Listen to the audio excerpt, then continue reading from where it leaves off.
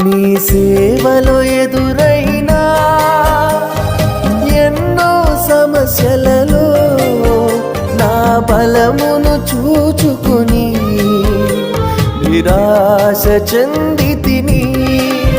నీ సేవలో ఎదురైనా ఎన్నో సమస్యలలో నా బలమును చూచుకుని నిరాశ చెందితిని. భారమైన ఈ సేవను ఇక చేయలేనని అనుకొనగా, భారమైన ఈ సేవను ఇక చేయలేనని అనుకొనగా, ప్రధాన యాజకుడా యేసు నీ అనుభవాలతో బలపరచితివి. ప్రధాన యాజకుడా